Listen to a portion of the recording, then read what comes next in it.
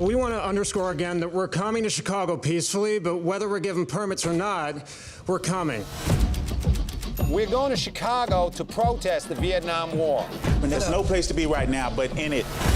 We watched for a decade while these rebels without a job tell us how to prosecute a war. Well, they're going to spend their 30s in a federal facility, real time.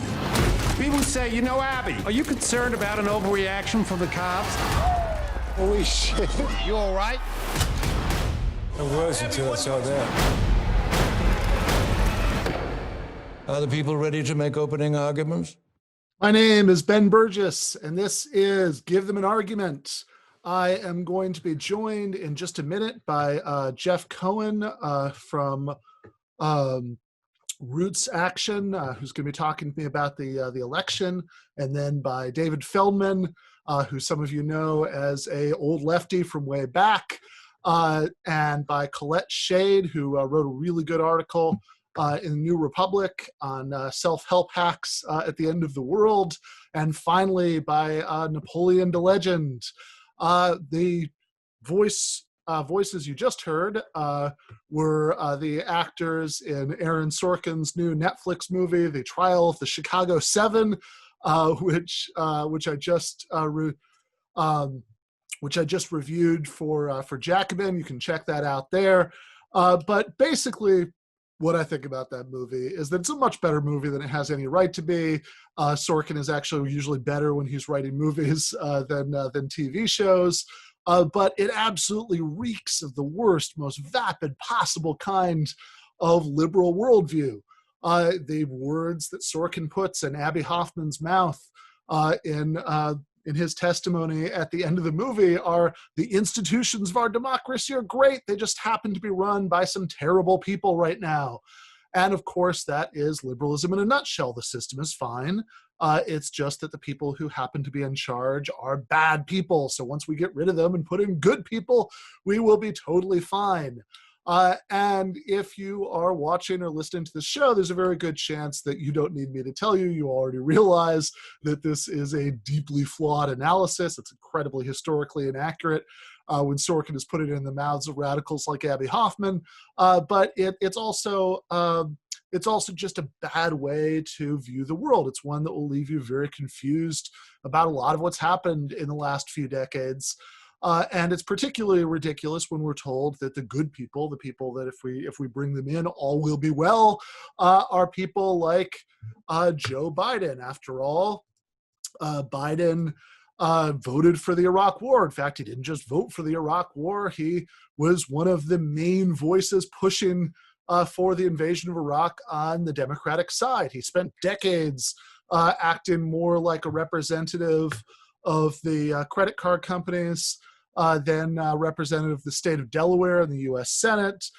He's a villain when it comes to mass incarceration. So I really, really get why lots and lots of people who basically agree with all of my priors on this, who to start out seeing this stuff much the same way that I do, have look at that and think, hey, as Bartleby says, I would rather not, right?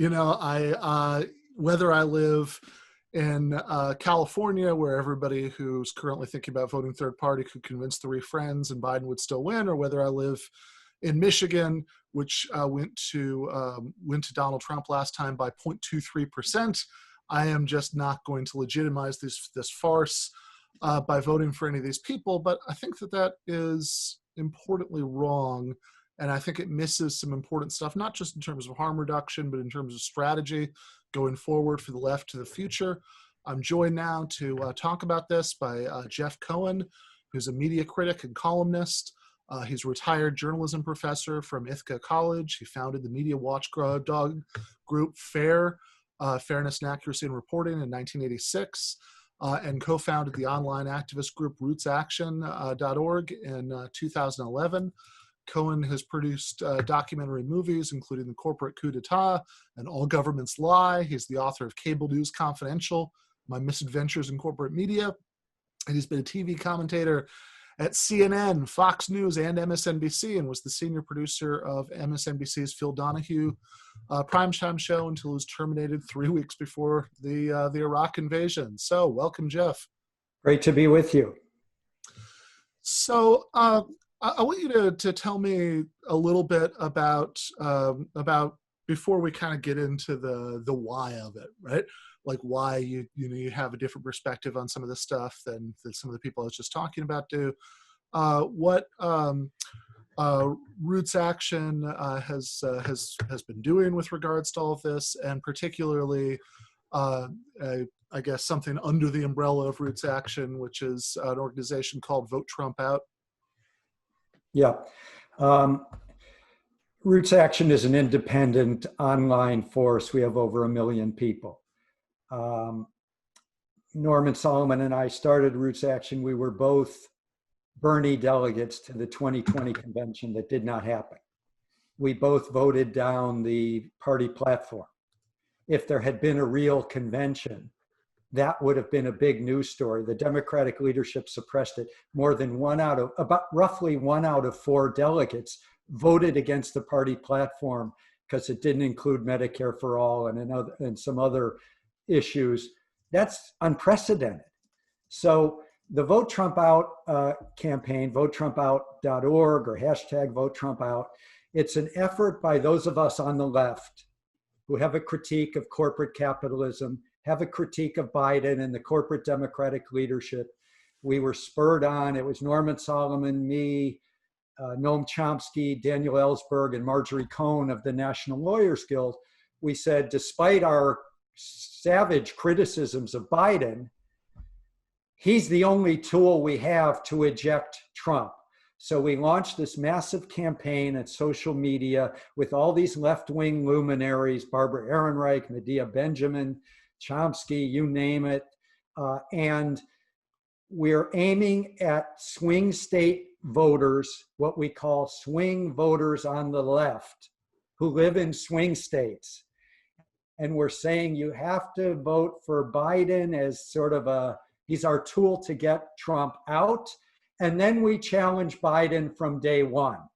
And we believe, it's our analysis, we worked heavily in the Bernie campaign and other campaigns, that the left is better organized, better funded, better networked, has real momentum, even has allies inside Congress like we never had before. The squad is bigger than ever. The only thing that can break that left momentum is Trump getting 4 more years. So despite, I agree completely with what you said about Biden, he's been a tool of the credit card companies, the banks, 48 years, and you can't really point to anything progressive he's ever done.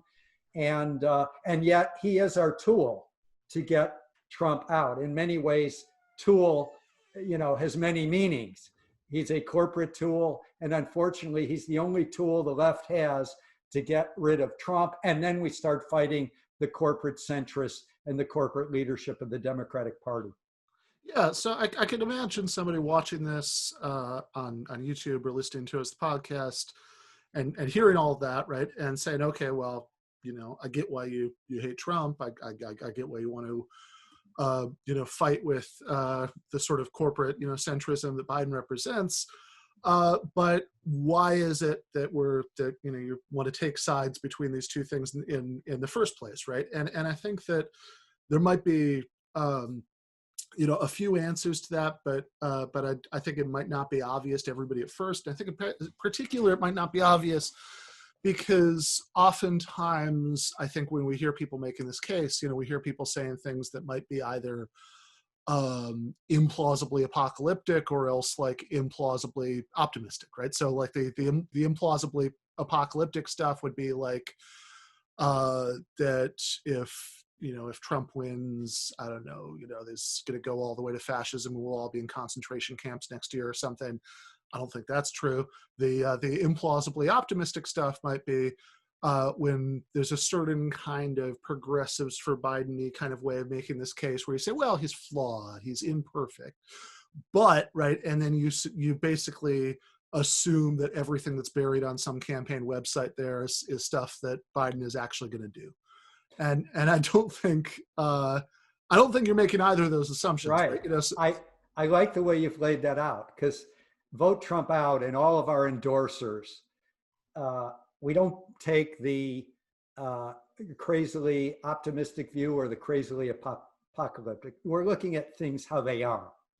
And clearly, if Trump wins another 4 years, even though, and I can make the case in so many ways, the left is stronger than it's been, at least in my lifetime, and I'm 68 years old, that we are in a position, if Trump's in office, of just fighting defense. We're Right. playing defense. He's immune to progressive pressure or protest. Biden, on the other hand, will know that the only way he got in, it certainly wasn't on his own merit, is because this growing left, and most Democrats overwhelmingly, even in Mississippi, they're for Medicare for all, they're for the Bernie Sanders or social democratic agenda. He knows he didn't get in on his own merits, and we're going to be fighting him from day one. So the issue is, for those left-wing voters you're talking about, is which opponent would you rather have in the White House? It's that simple. yeah. If you're part of the Yeah. left, who do you want to be battling? Do you want to be battling Biden or Trump? I want to be battling Biden. And Chomsky's been very good on this. And, I've known him for decades. He hears people say, I have a moral right. I will never vote for that warmonger.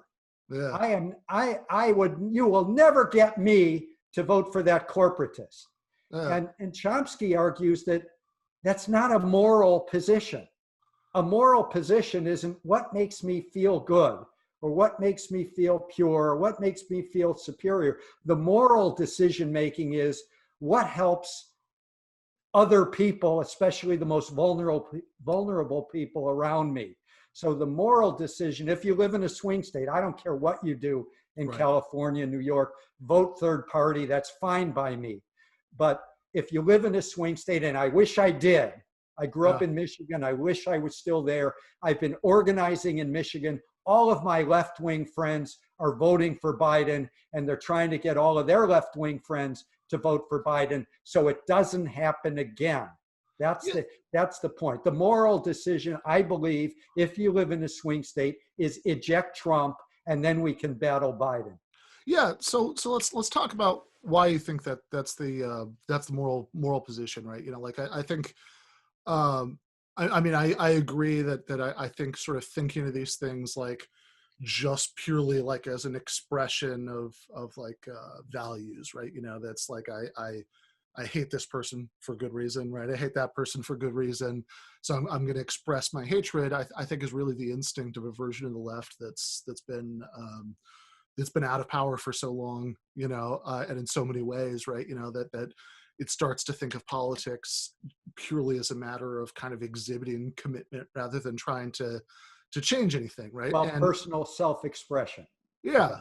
Politics is personal self-expression rather than how do we transform the society into something just. Right. And of course, like you said, like a warmongering neoliberal, like Biden, right, is certainly not going to be on the side of that transformation, but there are still reasons why we might vastly prefer to fight with that enemy than the enemy that we've got, right? So I just, like in the last few minutes we got here, I just want to run through a couple of those.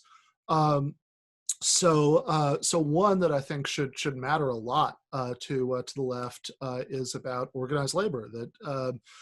That of course, the question is not, is Biden, a friend of the working class or anything like that? Clearly not, right? But he is a Democrat, and I think you can say that the Democratic Party institutionally just pursues a different strategy there than the Republican Party does. That even though they might do things like sign trade deals that that really undermine the bargaining power of certain industrial unions and things like that, you're not going to get Biden doing, just as you didn't get Obama doing, just as you didn't get Bill Clinton doing. You're not going to get Biden appointing people to the National Labor Relations Board and the courts whose entire mission in life, what gets them up in the morning, is trying to stamp out what's left of collective bargaining in the United States. And you really have had that with Trump. Like if you if you look at the last few years of NLRB and court decisions, they have overturned Obama era and previous precedents over and over and over again, always to make it harder to organize unions, always to make it harder to negotiate for better pay and conditions, and always harder to recruit new members. And I think that if you take for granted, yes, the Democrats will not save us, we need to save ourselves. Well, a big part of how we save ourselves is through labor organizing. And with Trump in office, that's just vastly more difficult. Yeah. I mean, who's the labor secretary? It's Antonin Scalia's son. And with Biden, there's talk that Bernie might be the labor secretary. Frankly, I'd prefer him in the Senate. But yeah, I would be very surprised if Biden did that, right? But I think that he's certainly not going to. It's certainly not going to be anybody like Antonin Scalia's son. It'll probably be some mediocre Democrat. And the difference between some mediocre Democrat and a fanatical union buster actually does matter quite a bit here. It sure does. I mean, you brought up a key issue for those of us who are socialists, which is working class organizing. But another issue is anti-racism. I mean, what's the difference on Muslims?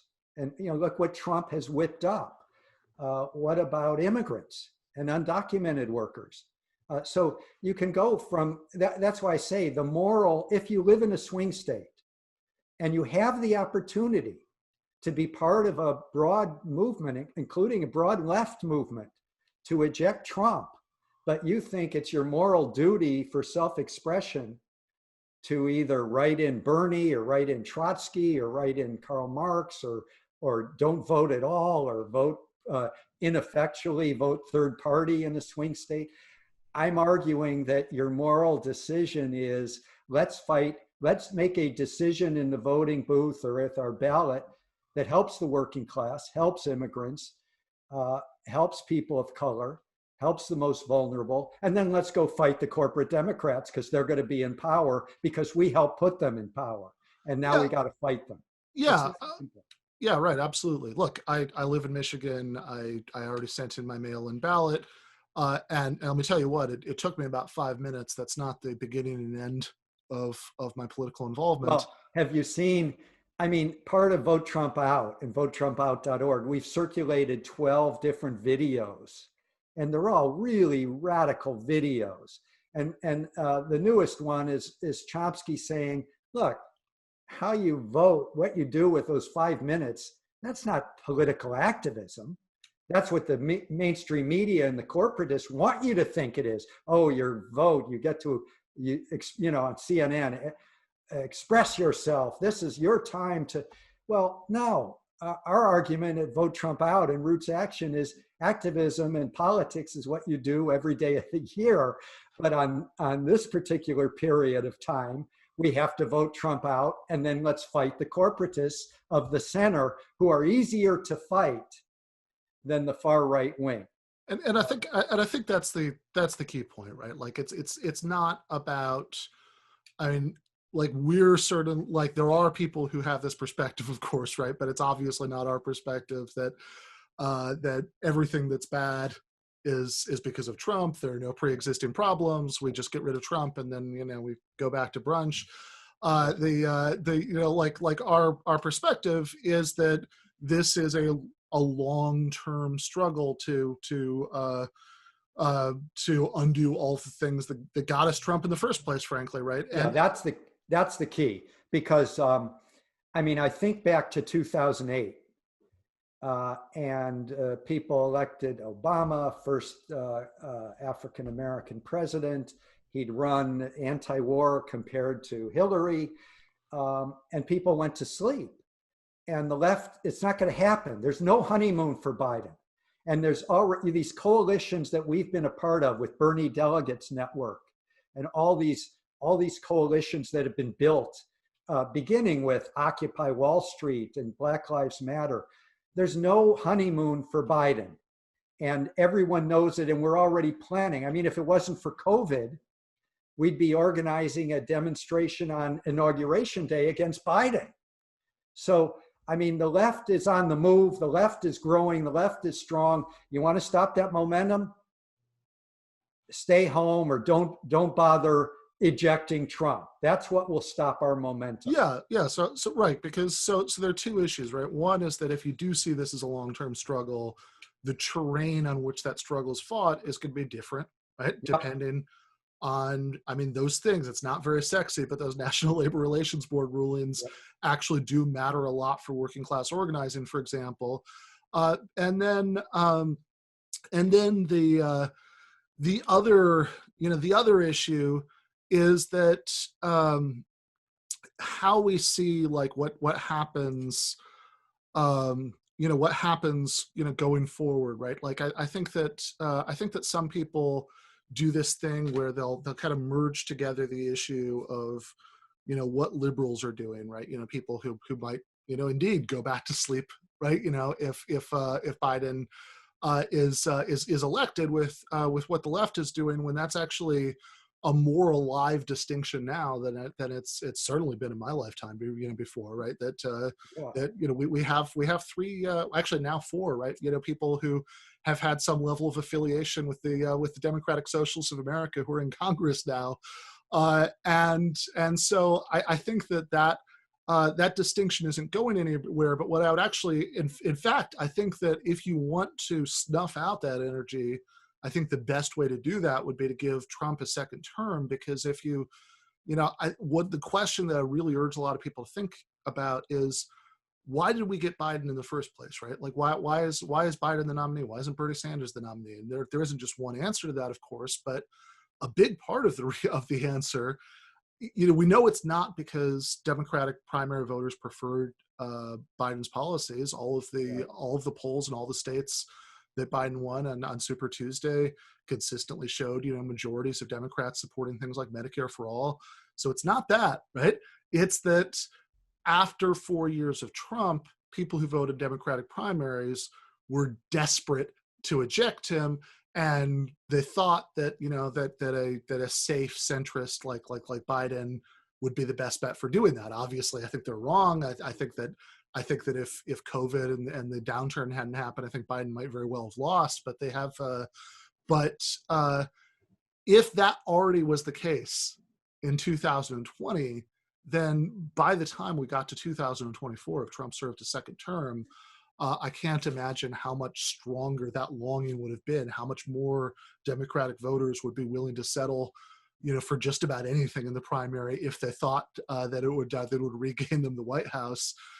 So I think that the left is already in a weaker position than it would have been in some ways, because Trump has been president for the last 4 years, and would be in a much weaker position if Trump was president for 8 years. I like the arguments you're making. I mean, look, we're on the left. When I was young, we fought the Cold War liberals, because they were prosecuting the Vietnam War. And the left has been fighting the corporate liberals of today. And when I hear like third party, they want to vote third party in Michigan, they make this argument that, oh, you're merging the left with the liberals. The reality is, if Trump wins another 4 years, we're all going to be joining them in fighting defensive battles to maintain civil liberties. That, the way that we want to open up this battle between the corporatists in the center and the left is get Biden in there, and we'll have a strong, it's not just the few that are with DSA. There's a lot that that are allied with DSA and that are going into Congress. And a lot of Cori Bush from St. Louis, Black Lives Matter activist. I've got here in the Bronx, Jamal Bowman. I mean, it's really an exciting thing. The left is strong in the streets. We're strong in elections. And we want to keep that momentum going. And we want to be able to challenge the corporate centrists to show the distinctions between the left and the corporatists.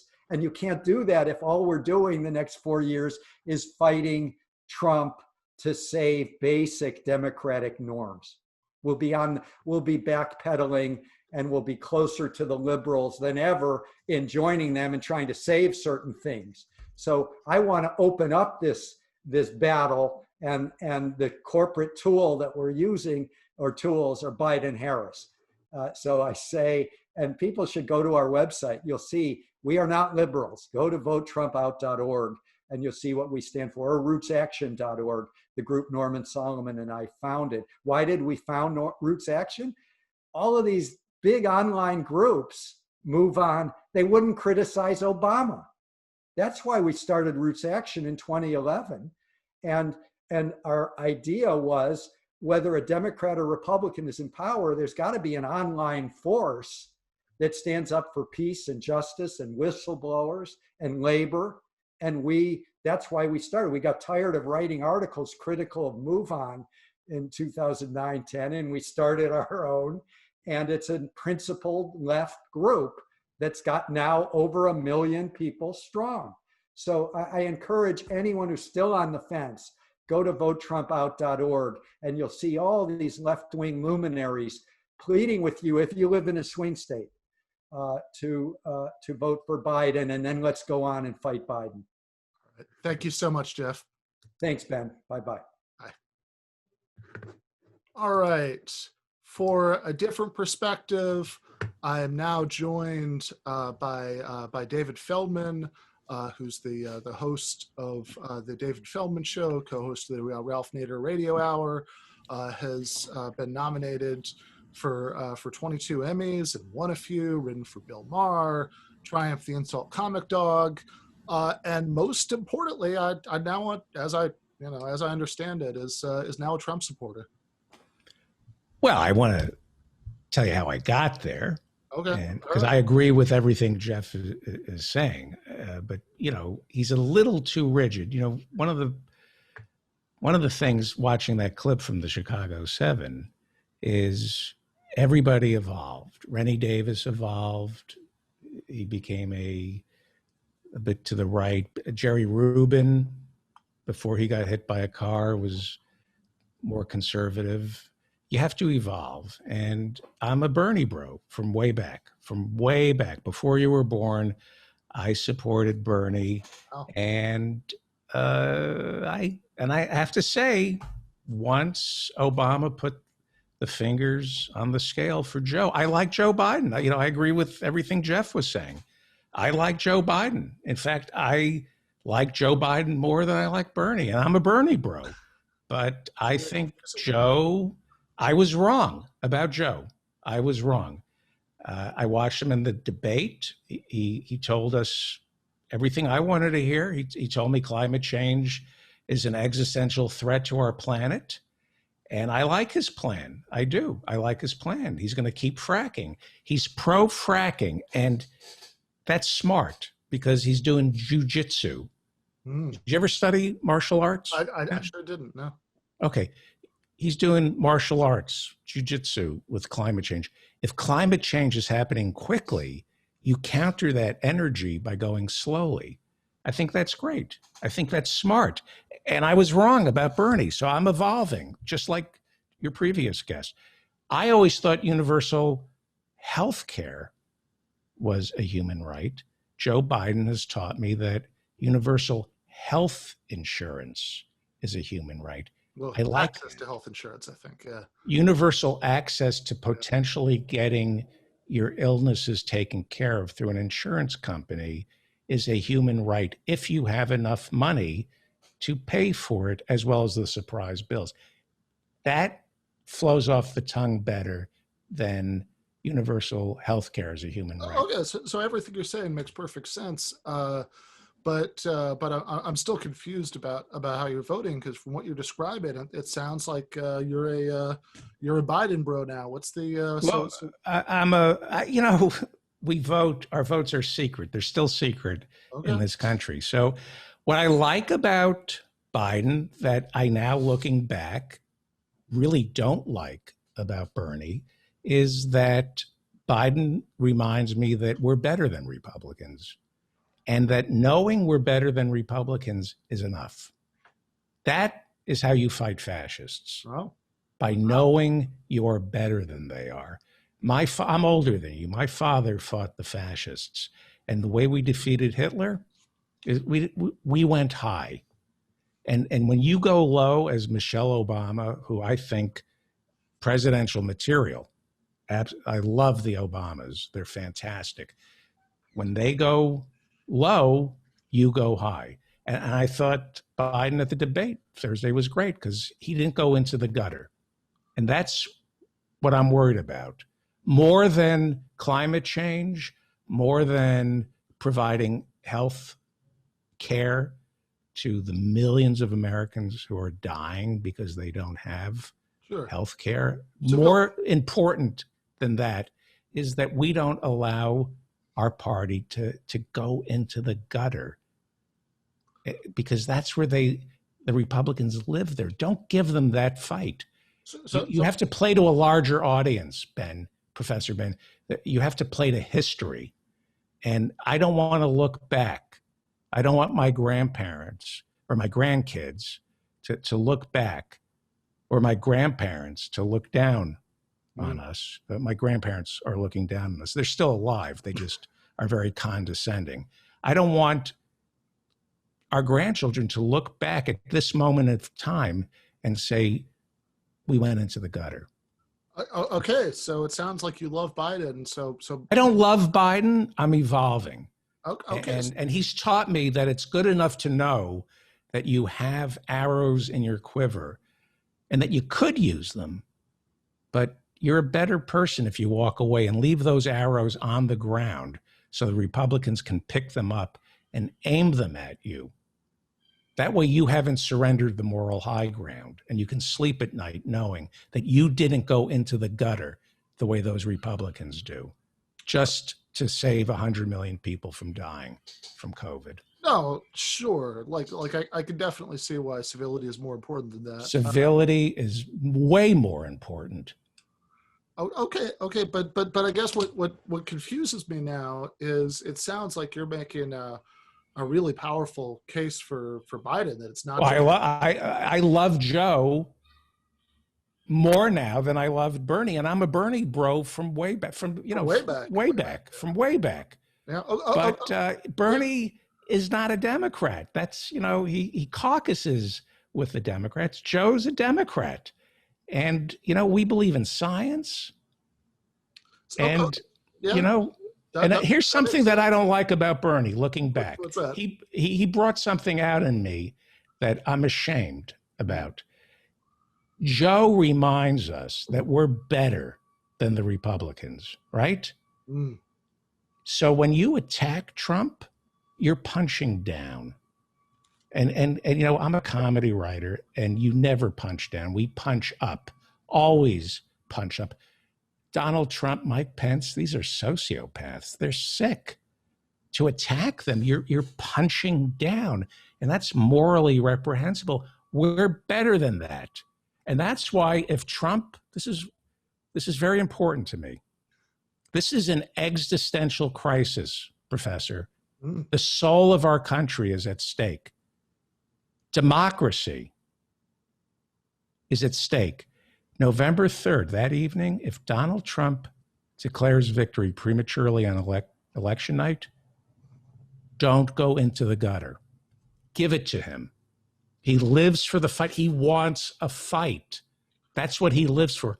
Walk away from it. Okay, so I think maybe now I finally understand, because it sounded like for the last few minutes that you're actually making a much stronger case for Biden than Jeff made. He was making this narrow tactical argument about advancing the goals of the far left, but you think that Biden is great, and he's doing exactly what he should be doing. He's threading the needle. He's threading the needle. Yeah.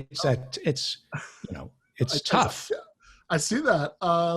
But that I didn't understand, because my understanding had been that you don't support Biden, that you actually support Donald Trump now. No. I'm saying if he declares victory November 3rd, walk away. Walk away from the fight. Do nothing. Do nothing. I'm not going to tell you who I'm voting for.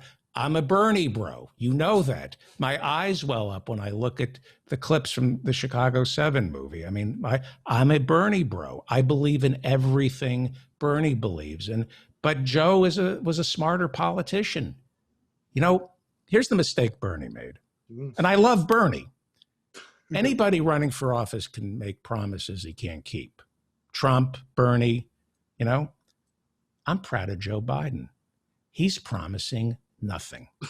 That's how you win. No Medicare for all, no end to fracking, no end to the wars that are just going on and on and on. That's how you run for office, by being honest with the American people and saying nothing is going to fundamentally change if I'm elected. The American voter, look at how the American voter, look at the condition of this country right now.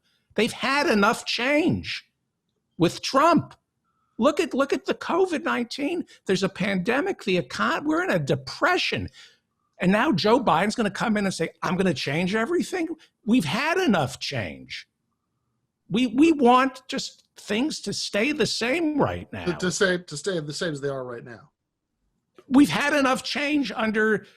Why can't you people on the left see this? There's been enough change. What we need is somebody to come in and keep things the way they are. And that's why Joe Biden is going to win.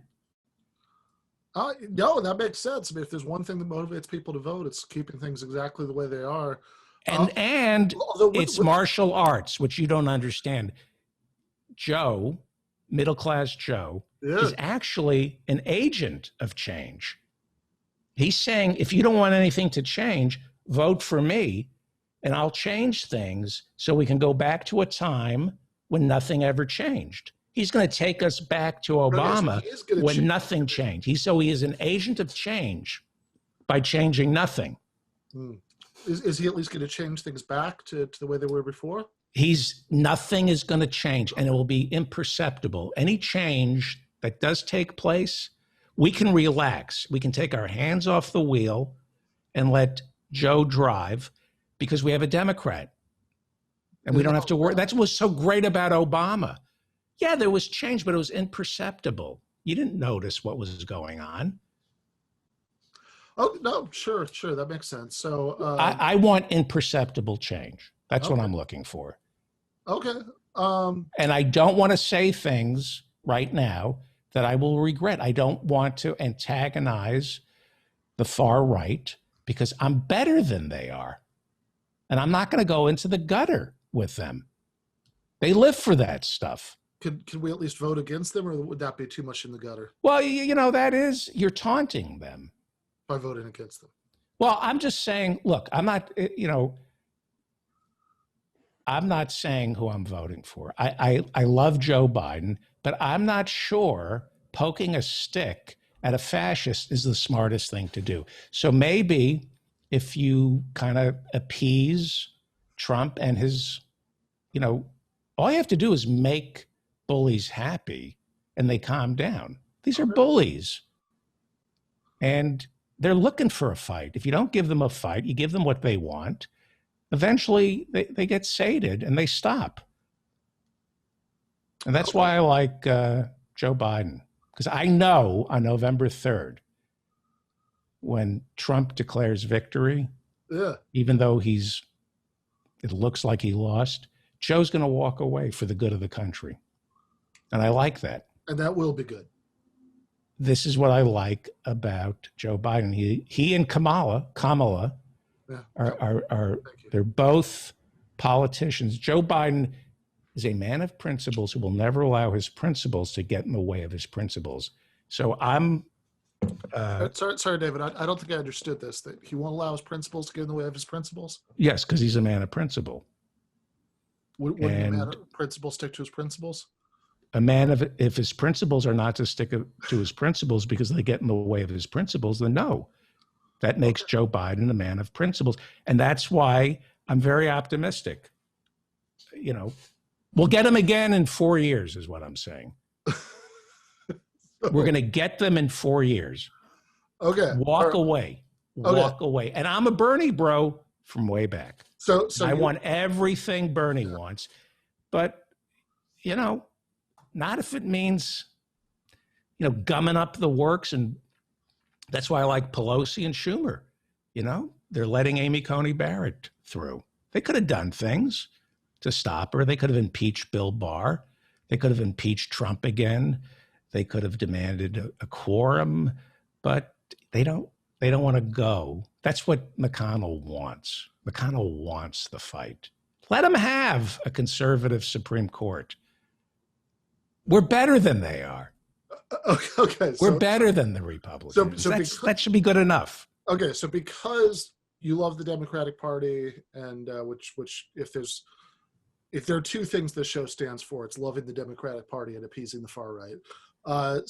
Because you love the Democratic Party, and because you think the Democratic Party is so much better than the Republicans, the right solution is to let the Republicans continue to govern the country for the next 4 years. No. If you want to torture the Republicans, they live for the fight. Okay. Don't give them the fight. If you just let them have justice and let them steal the election, then eventually they're going to say, as all bullies, as all fascists do, I've eaten too much. I'm stuffed. I'm done. Why can't you see that? Probably because I never studied martial arts. It's martial arts. It's how we defeated Hitler. Did we defeat Hitler through martial arts? We did. We let him. It's like we treated him like a child. And eventually a child has a temper tantrum and they exhaust themselves.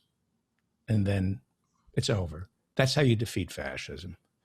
So that's everybody vote, though. It's very important to vote. It's very important to vote, but it's also and we'll get them 4 years from now. Okay. So obviously, there's nothing we can do about. I mean, we're going to win. I know this is the great thing. We're going to win on November 3rd. Trump's going to declare victory, and then he and the Republican Party are going to spend the next 4 years haunted by the fact that this time they lost the Electoral College and the popular vote. Okay. Yep. So you know that they're really upset right now. The Republicans are very upset that they lost the popular vote. That Trump, he is haunted. He has spent 4 years overcompensating for the fact that he lost the popular vote. This time around, he's going to be beside himself that he lost the popular vote and the Electoral College, and that the Supreme Court had to step in at the last minute and give him the presidency. Would you want to spend the next 4 years, knowing that you don't deserve to be president? Give it to him. Give it to him. Let him suffer. I feel sorry for him. He's sick. Okay. All right. My apologies. I think I misunderstood and misrepresented your position earlier. It's nothing so crude as that you support Trump or anything. I hate the man. I'm a Bernie bro from way back. I despise Donald Trump. Right. No, that's fair. And I think the best way to torture him is let him be president for the next. Keep the Oval Office, and with this miasma hanging over you, knowing that you lost and you don't belong there. That's got to be very upsetting. Oh, okay. All right. So this is a way of torturing the man, quite frankly. This is my fault. This is because I didn't study martial arts, so I don't understand. Well, it's books. You see, you're steeped in books. That's your problem. Okay. All right. So I just want to make sure I understand what my sensei is telling me here. That what you have to do, it's very important to vote for Trump, so that because that will mean that Trump will have to go low and steal the election. Right. And then when Biden lets him do that, then the shame of having done something so dishonorable will really eat away at him during the next 4 years when he continues to. And he'll overcompensate. And by overcompensating, I mean he'll pretty much destroy everything. And finally, because, do you believe in accelerationism? Do we want him to destroy everything? Yeah, I'm an accelerationist. Oh, you know about accelerationism? Please explain. Well, the way, what happened during the Weimar Republic? You remember when Hitler was running for chancellor? Heard of him, yes. Do you remember? Yep. Against von Papen? Yes. And von Papen was kind of like a Nazi, but he wasn't officially a Nazi. And a lot of people, and I get this, they said, you know what? Forget von Papen, give it to Hitler. Let things get so bad, it becomes settled law that the far right is a disaster. And people learn from history. And I think this is what's going to happen. America has a proud tradition of learning from our past mistakes. So, after Watergate, we passed meaningful campaign finance law that I haven't looked it up lately, but I think it's still working. I think that's and right. we learned from Vietnam, That's right. right? Remember the Powell Doctrine? Never get yourself into a war without a clear and present idea of how you want to get out of that war. The Powell Doctrine, remember that? Yeah. Well, we learned from history in the United States. Okay. But Yeah, I want a big lesson. I want this country to have a big, we've had a 4-year lesson, but I think another 4 years will finally put the final nails in the coffin for the Republican Party. All right. So just like we learned from Vietnam, and that's why we've Yes. only been in Afghanistan for 19 years rather than 29. Well, that's different. Afghanistan is different. It's a different country. Oh, okay. No, We didn't go back to you notice we're not fighting Vietnam now? Have you noticed that? That's true. We learned from Vietnam. There are Don't 0 fight a US war in troops. Vietnam. Okay.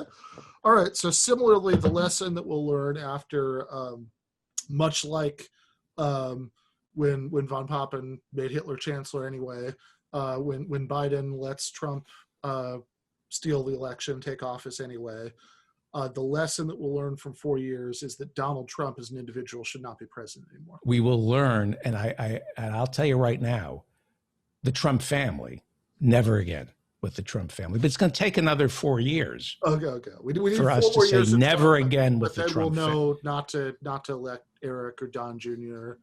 Right. Jared, is Jared okay? None of them. I think the Lincoln Project guys, who I really like, Of course, yes. they're smart, they love America, Yes. and we should listen to them. We should listen to everybody in the Lincoln Project. And that's who the Democratic Party should become, because they know how to win. If we win, it's going to be because of the Lincoln Project.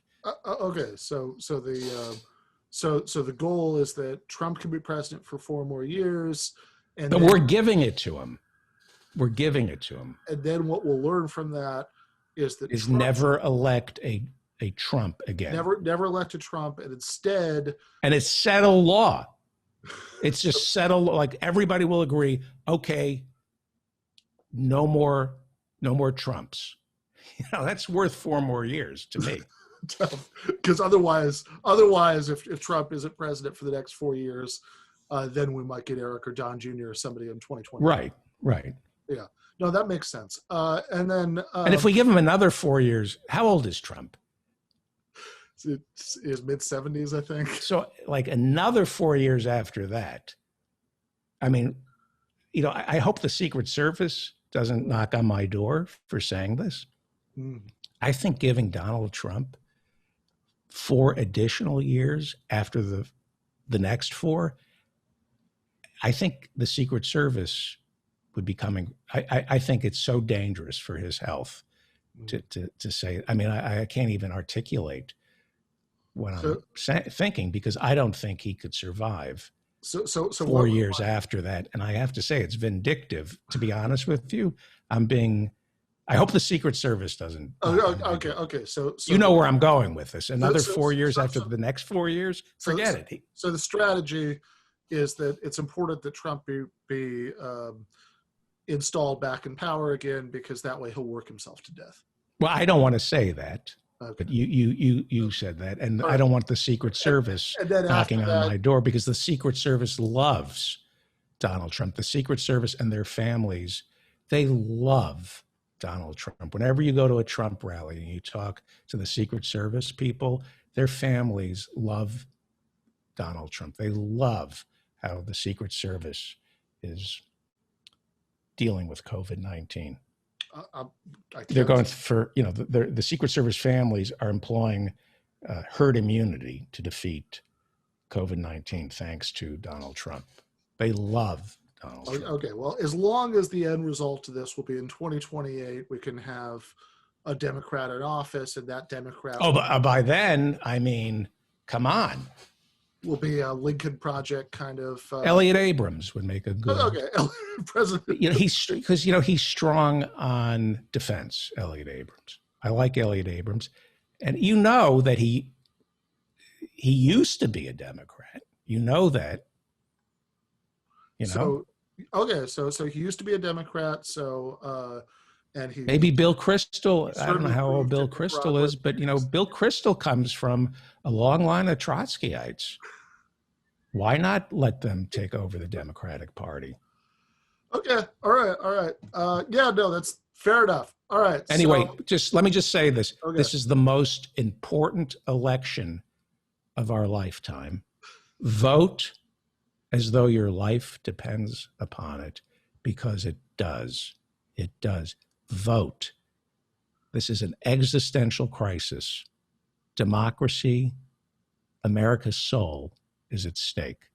Vote. Okay. So we're saving America's soul by having Biden let Trump steal the election so that in 4 years, we'll get him again in 4 years, but vote. Vote. It's important to vote. Okay. Thank you for that. Thank you, Professor. I love you, David. I love you too. Thank you. I'm not going to say it. I'm going to stay in character. I'm staying in character. David Feldman, listen to. As Michael Brooks used to end these, he'd go, "I fucking hate you." Whenever I did this guy, Michael would say, "I fucking hate you." All right. Thank you. All right. You were right. You were right. Good call. Thank you.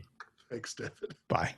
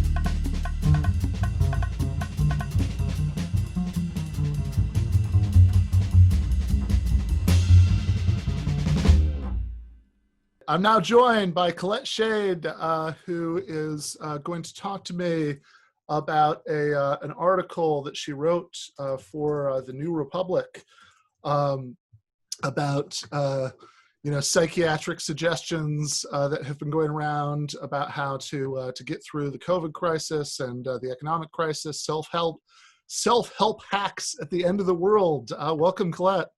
Hi, thanks for having me, Ben. Yeah, no, my pleasure. Do you want to introduce yourself, talk a little bit about what else you've been working on? Yeah, so my name's Colette Shade. I am a master's student at the University of Maryland School of Social Work. I'm studying to be a therapist, and I write about mental health and the kind of intersection of mental health and politics and capitalism. Yeah, and so of course that's what this New Republic article is all about. So it kind of starts out talking about Maslow's hierarchy of needs and this sort of weird mini genre of self-help hacks to help people get through COVID and everything else. So can you start us off a little bit with what you were thinking about and what you were looking at when you got the idea for this article? So this is something I've been pissed off about for a long time, long before COVID.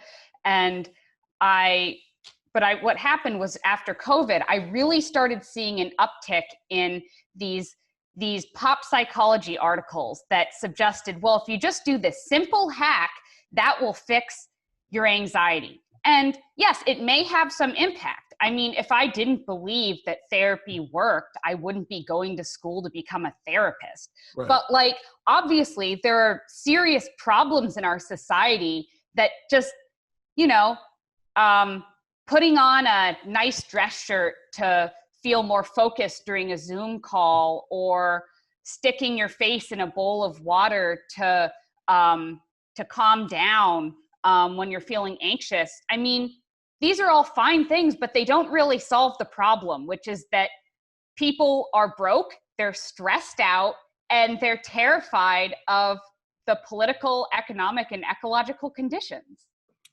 Yeah, and even if this is something that's gone on, as you say, for long, long before this, and I guess one way of kind of trying to enter into it is all of these things might help around the edges, that like it's not terrible advice, that if you've been telecommuting and you never change out of the same t-shirt and pajama pants for like the last 6 months, that if you like that, like, yeah, sure, maybe if you like dress like you're going to work, maybe that will make you feel a little bit better, but the basic reason why they're like the need that's being answered by all of these articles, all these little tricks and hacks, is something that goes way deeper than that. Like they're like you quote some insane statistics at the beginning of your article about the number of people in recent months who've considered suicide.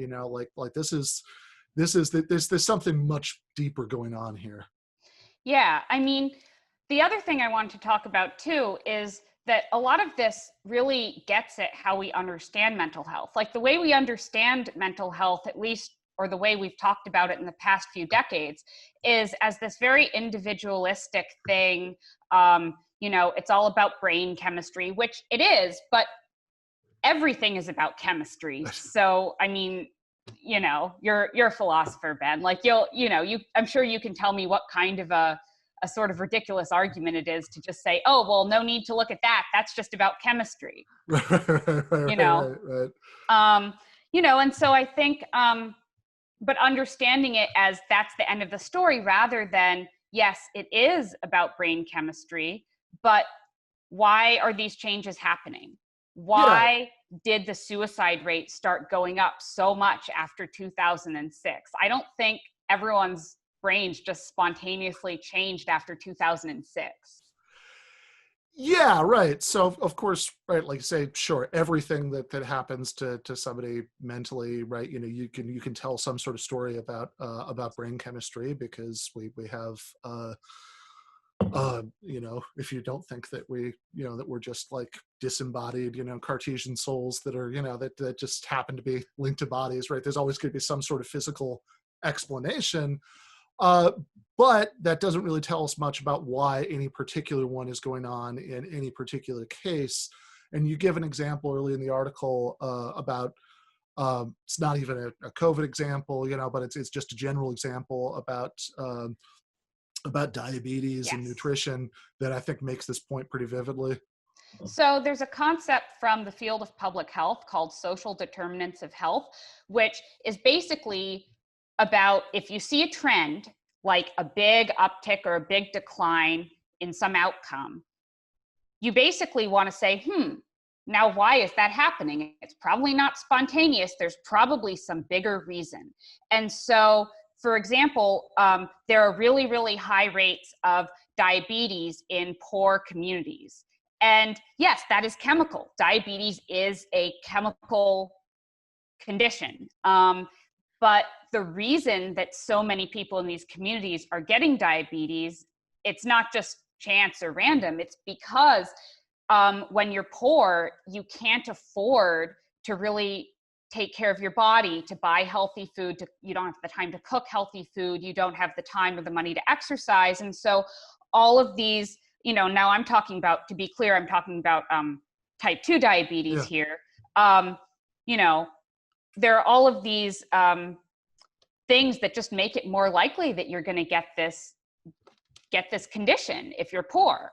And so if you're looking at how do you help people who are in these communities that have these high rates of diabetes, what you really want to look at, if you're taking a social determinants of health perspective, is you want to say, okay, what's causing this? Oh, poverty. Okay, well, maybe let's give people more money. Let's give people, so they can buy healthier food. Let's, make sure that these neighborhoods aren't set up in such a way that there's no healthy options. But again, the money's the really important thing because they need to be able to buy it in the first place. Why are they working 3 jobs? Maybe they should have some time to rest and exercise and stuff. Yeah, absolutely. And so when you do start talking in the article about COVID, right? I mean, you make the point that we shouldn't treat this as if it were just almost, it's almost like the neurochemical explanation, treating that as the beginning and end of it, right? We shouldn't treat it as if exactly as if COVID, the actual virus itself, right? We're just directly causing all of the conditions that are leading people into such desperate straits right now, right? It's COVID is part of the background, but there are also a whole bunch of political decisions. Yeah, they're decisions. It's not like people are like I saw this ridiculous headline that was 8 million Americans slipped into poverty because of COVID. First of all, they didn't slip. They were fucking pushed by our policies. And second of all, it wasn't because of COVID. It was because of our policies. Right. That there's nothing about so I mean, just for example, right? I mean, lots of people, one reason why so many people are as anxious and stressed out and depressed as they are in the first place is because in America, losing your job comes with all of these other things. Most obviously, losing your health insurance, unless you happen to be married to somebody who is lucky enough to have their own employer health insurance. So many millions of people have lost their health insurance since the beginning of this, but that's not COVID took away their health insurance. Right. If we had national health insurance, nobody would have lost. Exactly. And people would be a lot less anxious too. A lot of times, the way that the definition of anxiety essentially is having an irrational fear that interferes with your everyday life. But these are very rational fears. But the thing is, if you've got a bunch of stress hormones, if you've got a bunch of cortisol going through your body all the time, that has all kinds of negative impacts on your physical and mental health. One of the reasons people are having such trouble concentrating is that cortisol makes it really hard to pay attention, to remember things. And so if you're stressed out because you're terrified that you're gonna lose your job and your health insurance and your home, you have all of these kind of subsequent effects where you're losing things, forgetting your keys and things like that. And everyone's just so needlessly stressed out, and there's such an easy fix for it. Yeah, absolutely. And even with the jobs, themselves, there's this thing that conservatives in particular, do a lot, where they'll say it's not quite as bad as blaming the virus directly, but they'll only go one step up from that, right? And they'll say COVID lockdowns cause people to be impoverished, to be immiserated, that they have because this is so bad for people financially. And even that's not really true. Right. The issue is they are bad for people financially because we've chosen not to support them. Right. And this is now I'm moving a bit out of my wheelhouse here, but it would be a public health measure to pay people to stay home. Because that would mean that they wouldn't be financially compelled to go out into the workforce and expose themselves, expose their families, expose people that they're, waiting tables for or whatever. Yeah, right. Absolutely. So, And you also do talk to maybe move a little bit back into that wheelhouse, say, okay, so there are lots of things, like there's lots of larger public policy things that could be done here that would dramatically alleviate a lot of the, or take away a lot of the sources of the anxiety and depression, that lots of people have been experiencing. Or maybe we don't even want to call it anxiety because it's given the definition that you just gave me, right? But the stress and unhappiness that we could give everybody health insurance. We could financially support support everybody so they could make decisions about what they were going to do as far as work in the pandemic without this financial pressure. But it is. Presumably, even if we did all of that, right, at least until such time that we either got like a vaccine or better antiviral drugs, or at least did like a serious enough lockdown that we could, use it to set up some sort of test and trace system to let people go back out after that. That while we're waiting for that, it is still like the germ of truth in blaming it directly on the virus, or at least on the lockdowns, is that just having a lot less human contact than you'd have normally is very, very bad, for people's mental health, even in the best of financial circumstances. And so one thing you suggest towards the end of the article is that we could do something about this, which is that we could actually just have a public program to hire lots and lots of counselors to help people through this. Yeah. And this would be ideally also part of broader programs of public employment, such as the Green New Deal. But to talk specifically about a kind of COVID response, people are grieving. People have lost, members of their family, spouses, children, friends, neighbors, you name it. And people, it's really, really, really tough to get even off of a wait list to see a therapist, because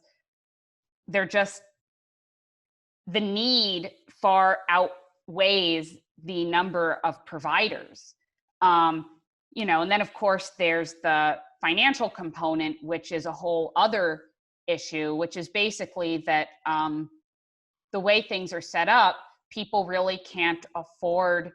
most people can't afford mental health care, or Right. they're very, very limited in the providers and types of services that are covered under their insurance program, if they even have insurance. Yeah, and even if you are lucky enough to have insurance, and you're even luckier, and it covers what you need, at least God, even without bringing therapy really into it, even just even if you just are on psychiatric medication that you've been on for 10 years, and you just need that prescription every 3 months. That itself becomes incredibly stressful and upsetting because of the private health insurance system. Right. It's crazy because it's like, I love this message of go get help. Okay, stay on a wait list for 8 months while you're having a psychiatric emergency. Right.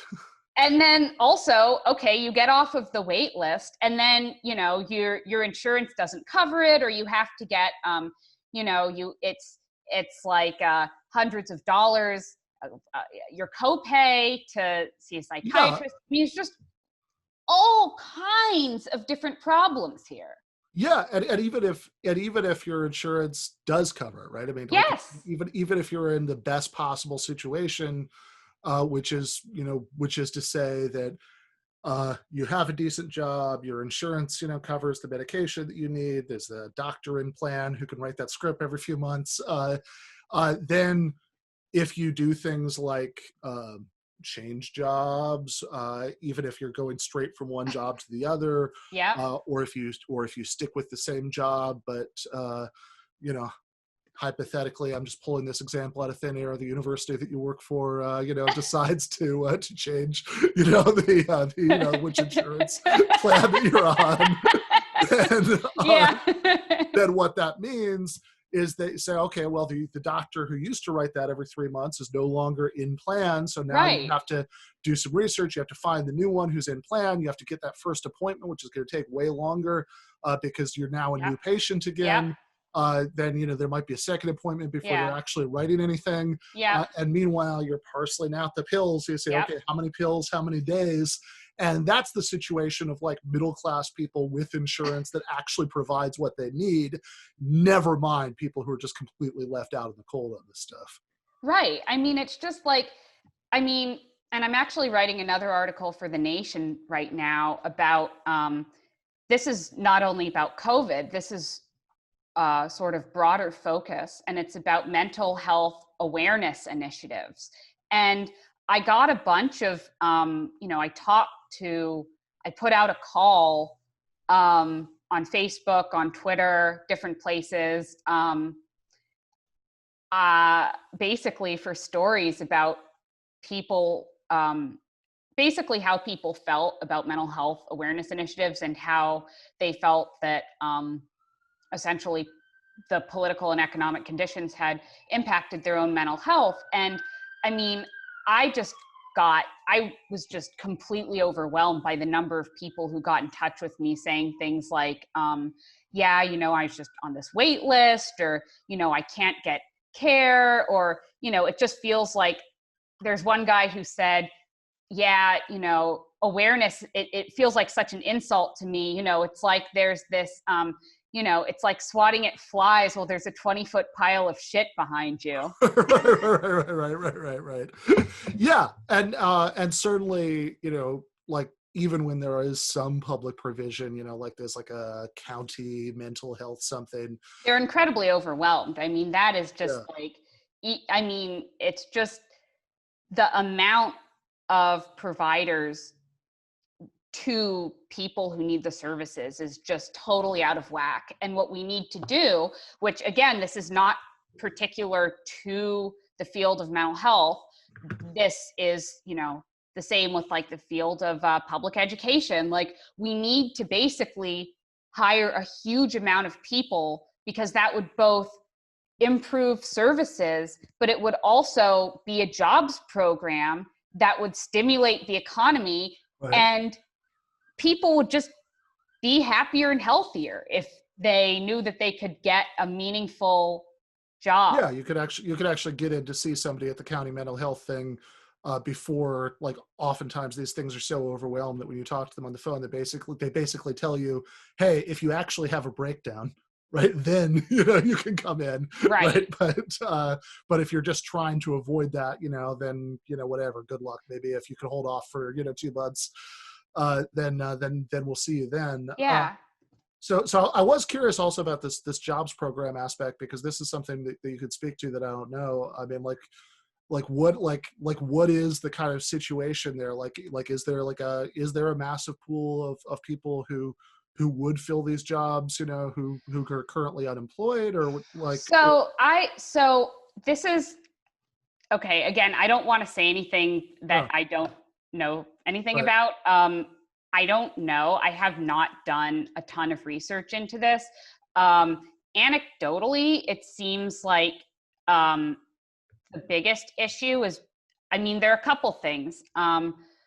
One is basically that it's more lucrative to basically go into private practice and not take insurance or do sliding scale for various reasons.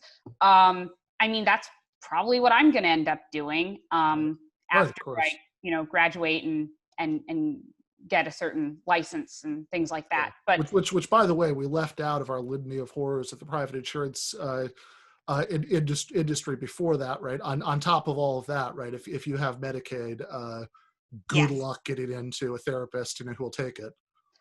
Yeah, I think, what was I saying here? Basically, there's a big problem where there's just not a financial incentive to provide care to people who can't just pay out of pocket.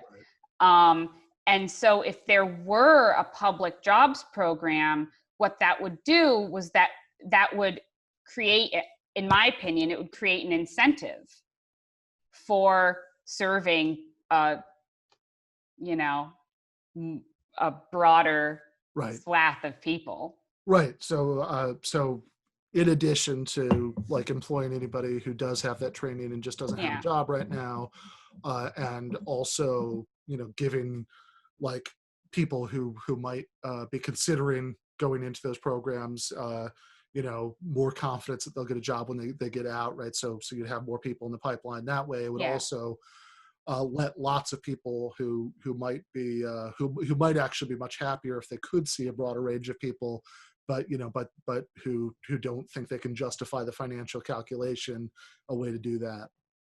Yeah, I mean, basically. And then the other thing is, I mean, I'm just a big advocate of jobs programs in general. So like, I mean, like I'm a huge fan of the WPA. Like, I love that we just paid out of work writers to do travel guides. We're just like, okay, you're a writer, cool. You're a painter, you're a photographer, cool. We'll pay you.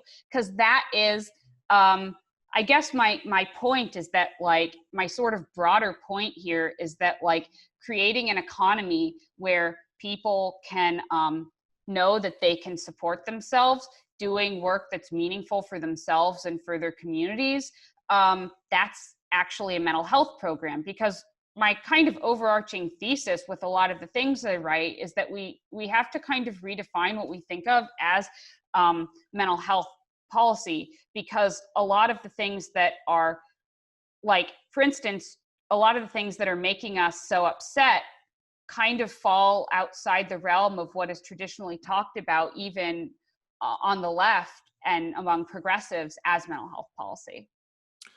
Yeah, so let's get into that a little bit in the last few minutes we've got here. A lot of, you know, like you could easily see how somebody, you know, who came from a different perspective about this might say, okay, look, you know, maybe a jobs program and Medicare for all and, you know, all of the other things on that kind of social democratic wish list, you know, maybe those would be nice things. But it's, you know, what do those really have to do with the mental health stuff you're talking about? You know, you're like, this is a stretch, you know, like you're trying to, you know, like you've got this separate political agenda and you're trying to present it as having something to do with mental health, but really, I'm going to try to do a non-caricatured version of this, right? You know, so I won't say really people just need to learn the ice water trick, and you know, but like, but people who, but you know, there are always going to be, I don't know, economic problems in you know, in people's lives. You know, mental health is just a separate thing from that. How would you like try to start to, you know, to make the connections for somebody who kind of who didn't start out seeing this the way that you do? Well, nothing's really separate from anything, first of all. I mean, health itself is inextricable from our surroundings and from politics. And mental health is as well. And so we need to think about basically how humans are interacting with the world around us. Are we getting all of this input that makes us really stressed out and alienated and lonely, or, you know, forces us into these positions where we're uncomfortable or isolated or whatever? Or are we feeling plugged in? Are we feeling safe and protected? Do we feel like we have what we need? And there's been a lot of good research done on this.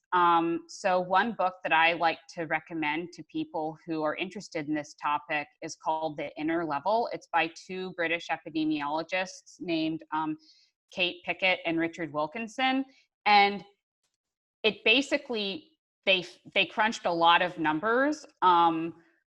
And what they basically found was that more equal societies have better mental health outcomes in a number of different ways. And so them's the facts, you know? All right, fair enough. Facts don't care about your feelings, but Colette does. So thank you so much for coming on, for talking about this.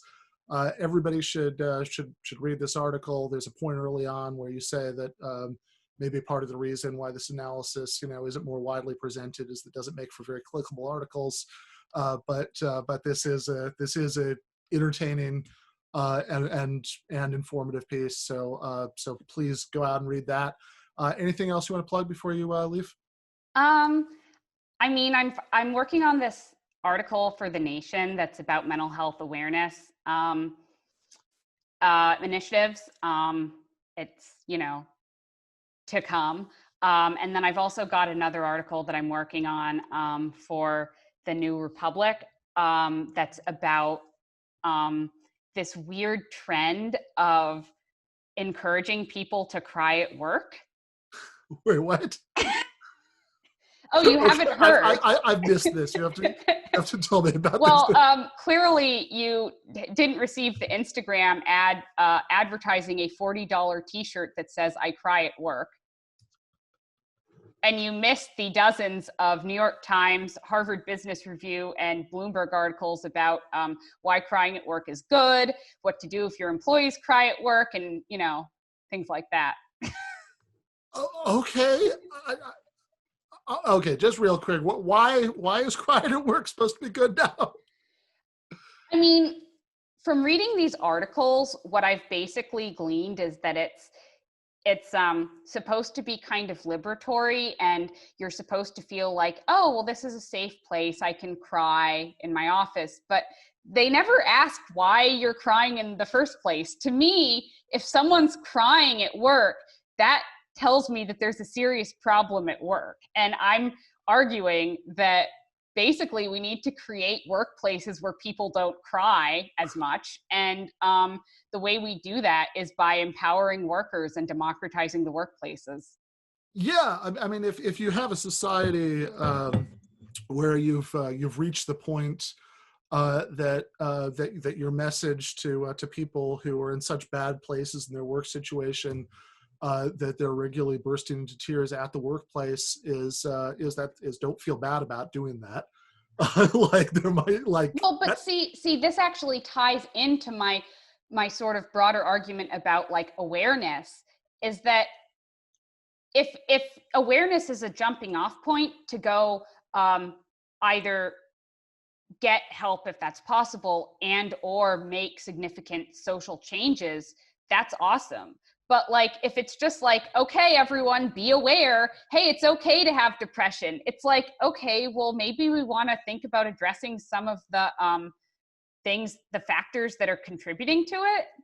Yeah, right. It almost seems like if you lived in a society where, I don't know, everybody worked at factories and the factories were so unsafe that it was super common that people would lose limbs in industrial accidents. And the solution was a bunch of New York Times think pieces about how you shouldn't feel ashamed that you have fewer limbs than other people do. And This is literally what they're arguing. It drives me absolutely insane.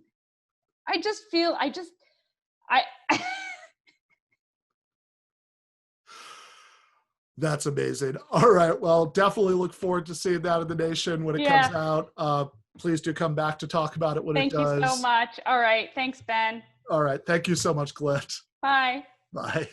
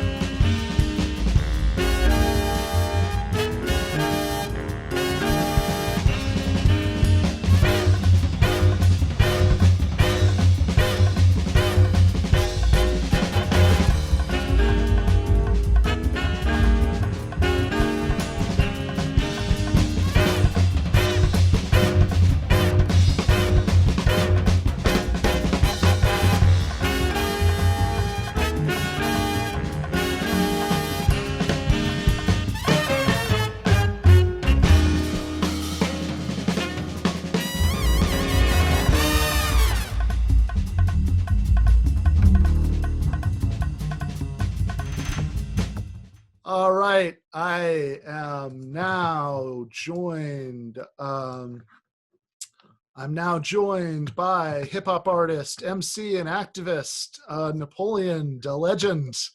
Love that name. Thank you so much for coming on today. Thanks for having me, brother. Yeah, absolutely. So I thought this would be a good time to have you on, since we normally do this music segment at the end of the show with David Griscom, but it's his birthday today, so he's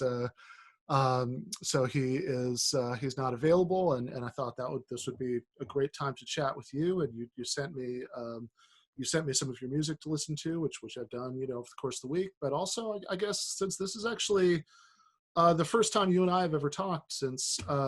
I've obviously, seen you on the Michael Brooks show, last year, and at other times, but we've never actually chatted. So and there may be people who are watching this on YouTube or listening to his podcast who aren't really familiar with you and everything that you do, right? So maybe let's just kind of start out there, right? So you want to say a few words about your background and how you started doing what you're doing now? Yeah, basically, I was born in Paris, France, and my family moved to America when I was young, around 4 years old, around the DC, Maryland area. We were kind of moving around there. And originally, both of my parents are from the Comoros Islands, which is a small place in Lower East Africa that a lot of people in America haven't heard about, but a very interesting place. And basically, immigrant family, we grew up around DC. I lived in DC, Montgomery County, Prince George County, and just started doing music.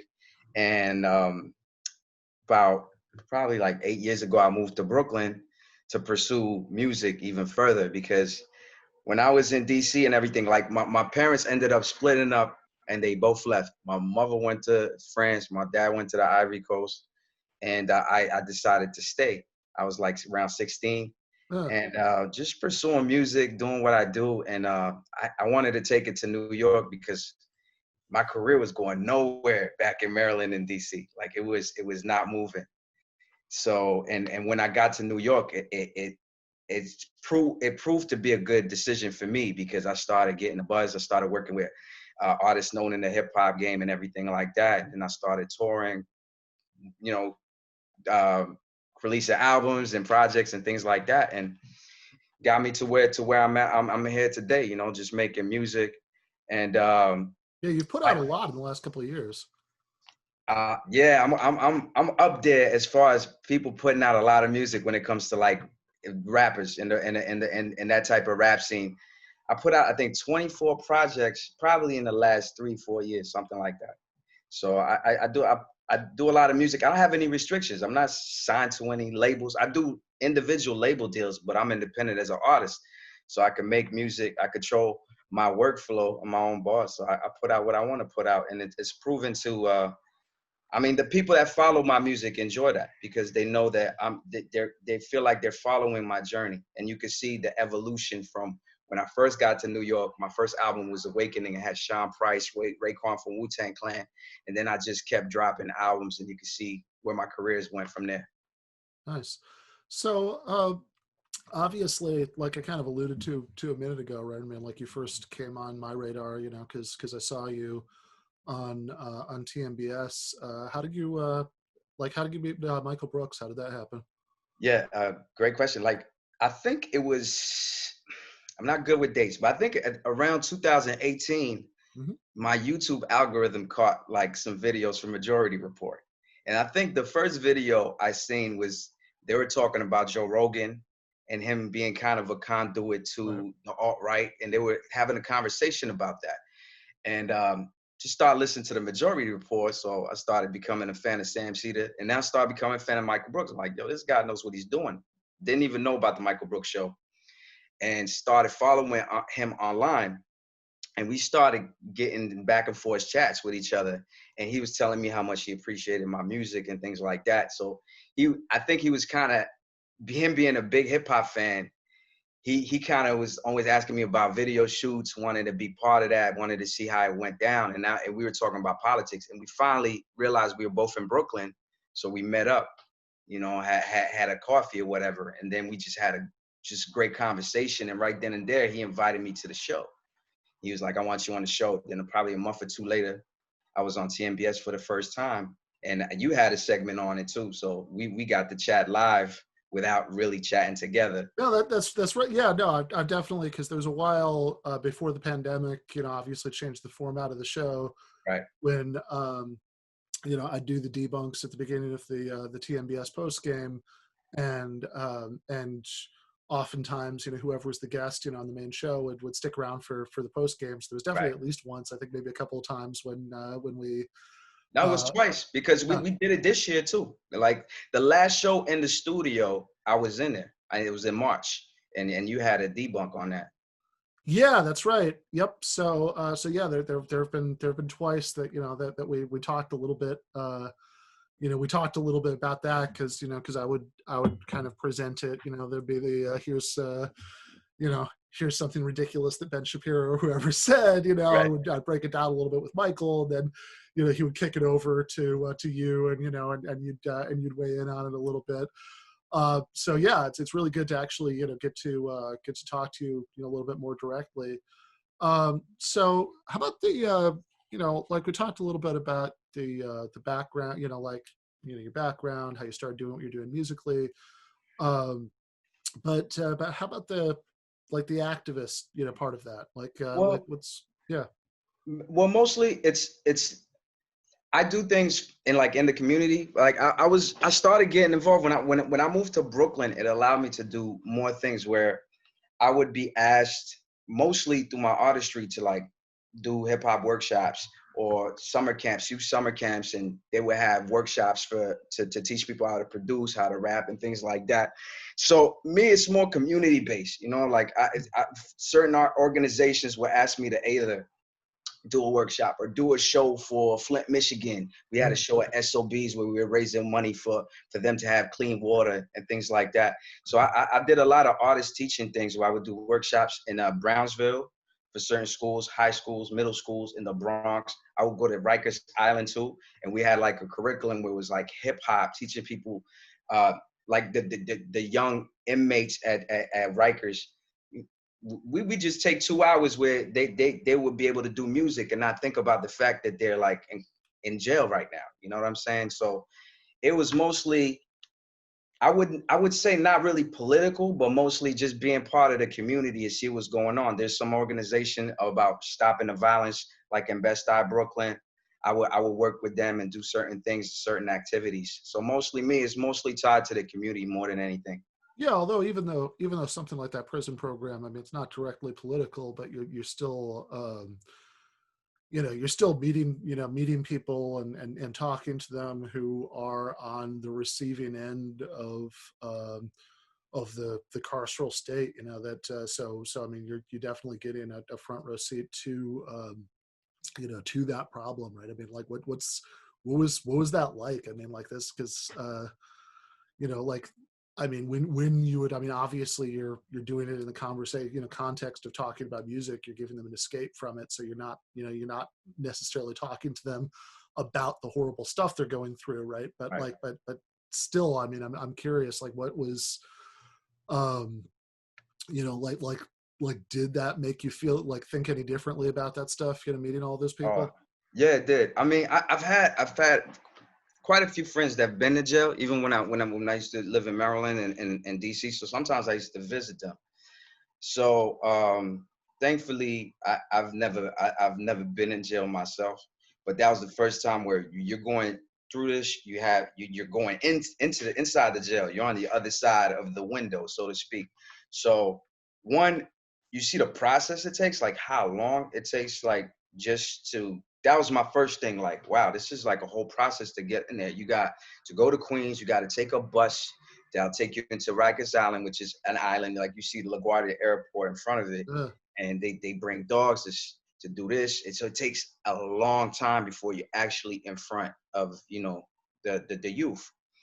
And it opened my eyes. One of the things that really shocked me is the race ratio in there. It's like I could count on my hand, and like every time we go, it would be like we had like we go to two different parts. I forget the names of them of the jail, and so it'd be different groups. It'd be like 20 to 30 people each group.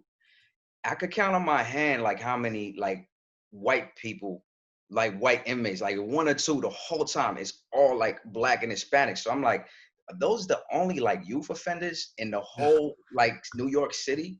It just kind of baffled me that it was like all you see is mostly Black and Latin kids there. That kind of struck me.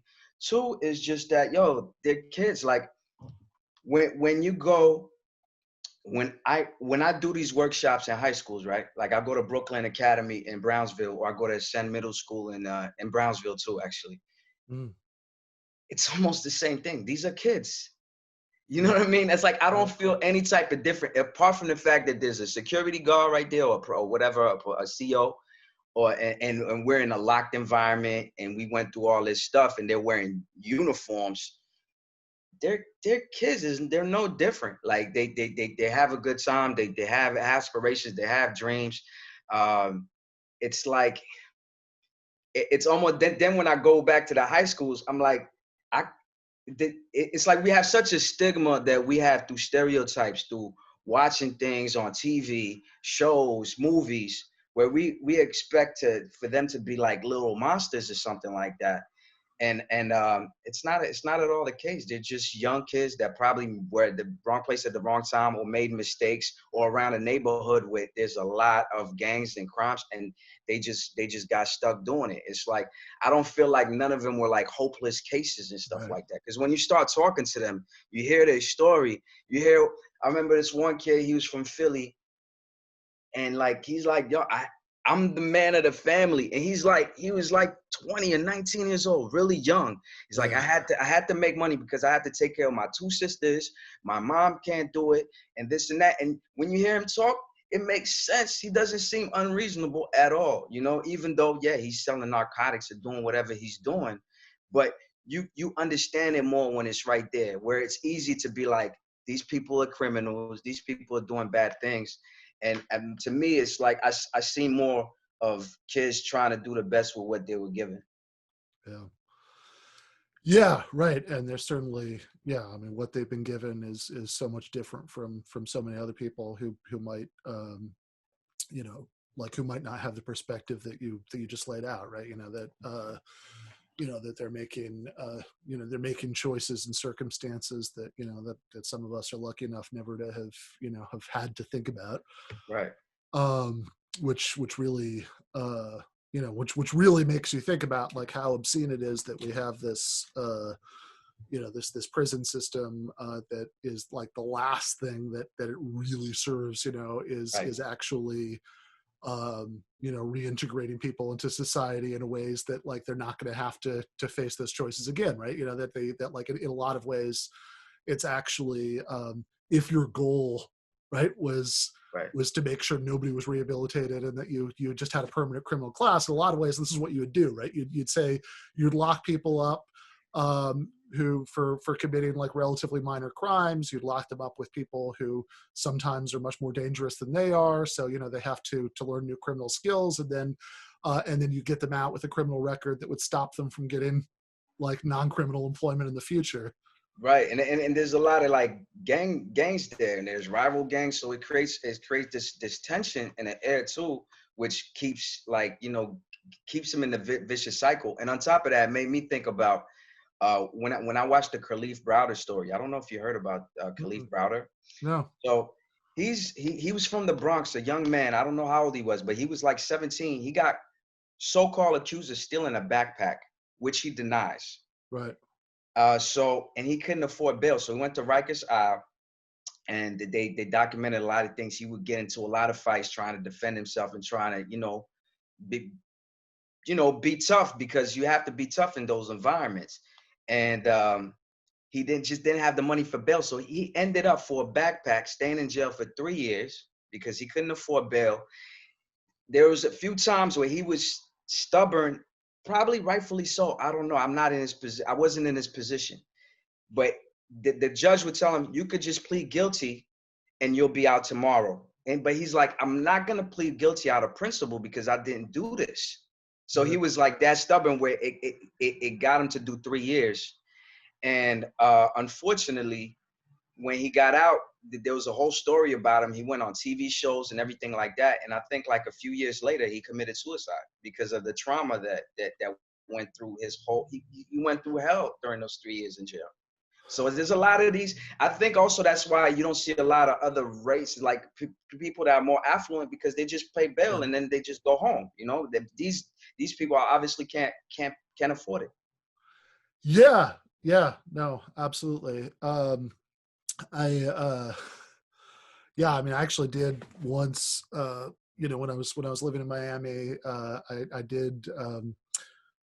did end up spending about a day in jail because because of a traffic thing that like I'd like get away from, you know, like I hadn't paid off, and it just like the county jail in Miami-Dade is so like the system is so ridiculous that even though I did have a friend who, you know, showed up right away to pay my bail, it still took like almost a day to get out, you know. So right. I think as you were saying that, right, I was just thinking about like spending 3 years waiting. And I'm gonna add a year and a half he spent on solitary confinement, and he was that young. So that, I think that's what really psychologically. Yeah, which in most first world countries is considered a form of torture. Exactly. These type of things happen, and it's a problem. It's a failure, and we're failing all this whole segment of young kids. Yeah. So I do want to switch gears in the last couple minutes we've got left, since I do want to give you a chance to talk a little bit more about some of what you've been doing. So for people who may be watching or listening, you know, who aren't familiar with you, who haven't listened to your stuff, like what would be a good place to start out? Like, what would you recommend that people download first? Well, it's always a tough question.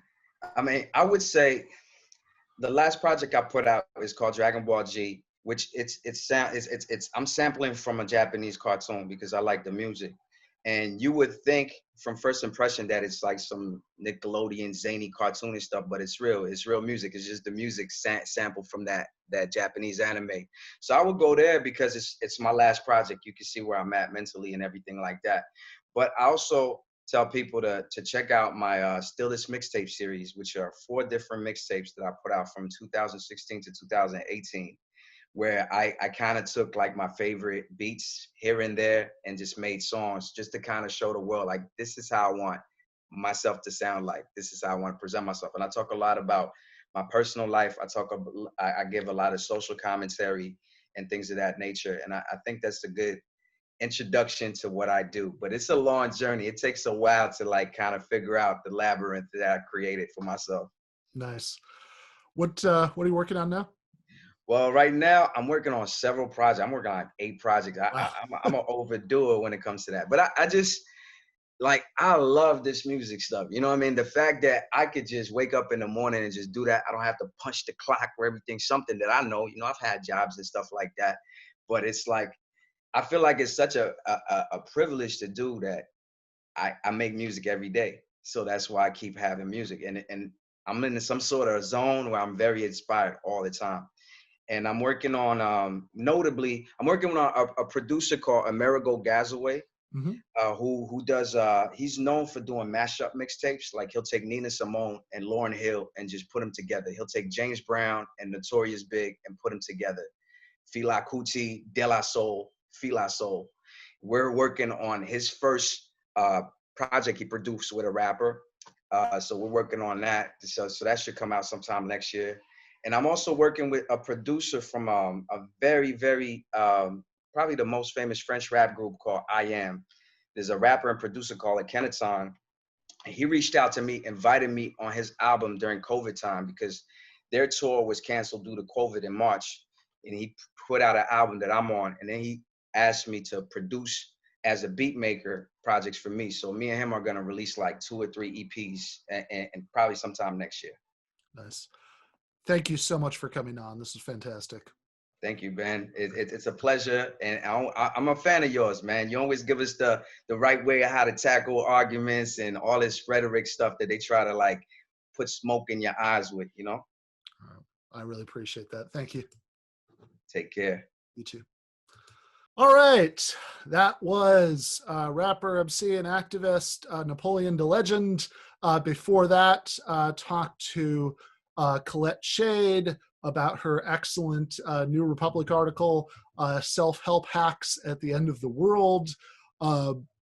Before that, talked to Jeff Cohen from RootsAction, and of course, this show's favorite old lefty from way back, David Feldman. Just want to let you guys know about a few things that are coming up before I sign off for today. This last week, I did a debate about the election with Nico House on the Surf's Twitch stream. I think you can get the VOD there, but I'm going to put it out on the Give Them an Argument YouTube channel probably on Tuesday night. Going to premiere it there. And also, I recorded this last week a conversation with Freddie DeBoer, returning champ. He was on one of the very early episodes of the show talking about his excellent book, The Cult of Smart, which is really like savage and rigorous socialist critique of meritocracy. But this conversation that I had with him was not about that. In fact, it was not about anything political at all. I'm going to put it out probably on Friday as a little Halloween bonus episode. Freddie, in addition to his political writing, he also does a movie blog, and he'd done one on the Nightmare on Elm Street films, which I was really interested to read because I'm a huge fan of those movies, especially the first one, of course, but I enjoy all of those. So I had a conversation with him about that. So that's Freddie on Freddie. Put that out just before Halloween. And the last thing that I want to mention before talking about the show coming up next week. Two last things I want to mention. So did a YouTube live stream on Thursday with Daniel Bestner, Gene Bajalan, and Kuba Warinsky about what we'd actually want a democratic socialist foreign policy to look like. It's easy and correct to say that U.S. imperialism is bad. It's much trickier and more interesting to try to think seriously about how we would actually want the United States to relate to other countries if the left ever came to power. So that's what we tried to grapple with there. And on a completely different note, I'm very excited to say that starting in November, I am going to be doing a monthly bonus episode recapping my favorite TV show, The Sopranos, with 3 people. So my 3 co-hosts for those monthly bonus episodes are going to be Nando Villa, Big Waz, both of whom, of course, have been guests on the show in the past. And finally, Mike Racine from The Sit Down. The November episode of that, it's going to be once a month. The November episode, we're going to be recording on the 10th. That's going to cover the first 2 episodes. Episode 1, The Sopranos, and episode 2, 46 long. So that should be really good. Really looking forward to that. The episode next week, episode 12, is going to feature a short conversation at the beginning with Greg Belvedere about worker cooperatives, which of course is very central to the politics of this show, thinking about how we could get beyond capitalism, have workers control of the means of production. But then, of course, since that episode is going to be recorded the Saturday before the election and dropping the day before the election, that is the main thing we're going to talk about. So I'm going to do a panel on the election with Katie Halper, Luke Savage, and Matt Leck.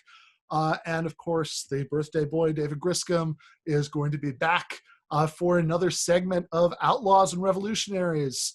I've been really excited to see how the show has been growing over the course of the 3 months that it's been on. We're getting close to 300 patrons. Probably going to have to come. I should probably start thinking soon about something to do once we hit 500. Some equivalent to when I hit 100 patrons, I said I do the literary equivalent of eating a bowl of spiders and read Glenn Beck's book about socialism, which I did. Co-wrote a review of that with Nathan Robinson after. You can read in the new print issue of Current Affairs. But meanwhile, do have to come up with something similar to do for once we get up to 500 patrons. So let me know if you have any suggestion. But if you can swing it, please do consider becoming a patron. I understand if you can't, if you do not have the $5 a month. Trust me, I've been there. I was an adjunct for years. But if you do, for the monthly cost of a milkshake at the 50s Nostalgia Diner and Pulp Fiction, you get early access to every episode. Always share a unlisted YouTube live stream, so you can be part of the studio audience. And if you want to throw in a question to the chat, I can answer it during the stream. You also get regularly scheduled Discord office hours, group voice chats, with me and with the other patrons. So we were doing those once a week for a while. There were a couple things that came up in the last couple of weeks, and I had tons of back pain last week, so I was trying to stay out of the chair in front of the computer as much as at all possible, but we're going to be back to those next week. You also sometimes get bonus essays, and we're going to start doing some patron exclusive bonus episodes that will get unlocked eventually, but you get them first. But of course, we shouldn't talk about this like it's a subscription service. Those were all gestures of gratitude for those of you who are supporting the show, so that we can, I hope, get to the point where everybody's involved in it can make a living wage doing that. Most of the people who help me put this out every week, unfortunately, are not getting paid yet. And I definitely want to change that. So if you support this, if you like what we're doing here, please do consider becoming a patron. If you can't, or even if you can, please also, I know this is the most stock thing to say at the end of a podcast ever, but please like and subscribe on YouTube. Please rate and review us wherever you get podcasts. Those things do matter. Those do help. Those do grow the show. So I'm really excited about this. Thank you, everybody who's been supporting this. I will see you next week. Left is best.